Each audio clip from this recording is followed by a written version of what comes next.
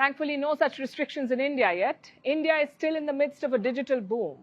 India has some of the world's most affordable internet plans, and there is a growing demand for devices, for laptops and tablets of all sizes. But New Delhi has issued a new order today, and it may have a bearing on your next purchase. India has imposed an import restriction on devices like laptops. Companies that sell these gadgets will have to get a license to import. To some, it may hark back to the infamous license Raj. Our next report tells you what this move is all about.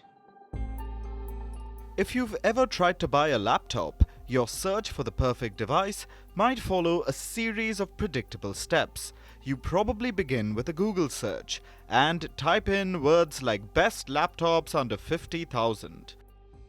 The gurus at Google throw up a long list of names. There are photographs and a long list of specs, filled with tech jargon that honestly even an Oxford dictionary cannot explain. Once you have spent enough time perusing all the advice online, the entire product catalogue is a blur. The configurations don't make sense anymore.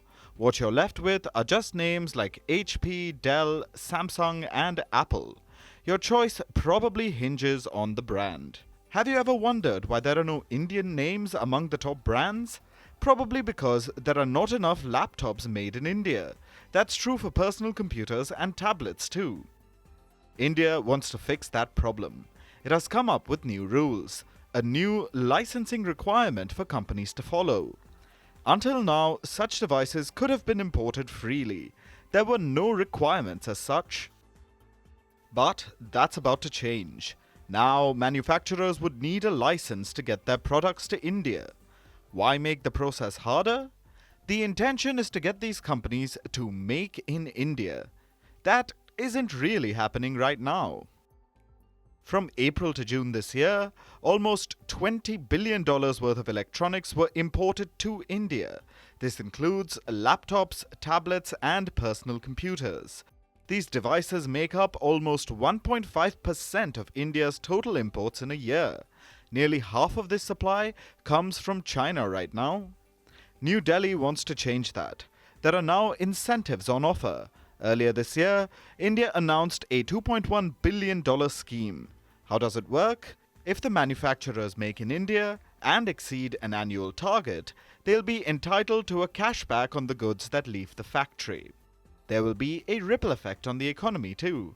New Delhi expects the scheme will generate about 200,000 jobs. 75,000 will be direct, the rest will be indirect. Why make such a push now? India is trying to capitalize on its past success. Earlier, New Delhi had introduced a similar production scheme for smartphones. Tech giants like Apple capitalized on them. 7% of all iPhones produced in the world now carry the Made in India tag. New Delhi wants to capitalize on this success. The goal is ambitious, but there are apprehensions. Industry officials say the new license requirement might affect their ability to offer new products quickly. Indians may need to wait longer to get their hands on new models after launch. Further, the new requirement might dampen the festive spirit. The restrictions come just before the festive season, the time when companies plan attractive offers to woo buyers. They'll now need to come up with a new plan, probably one that might need to manufacture in India.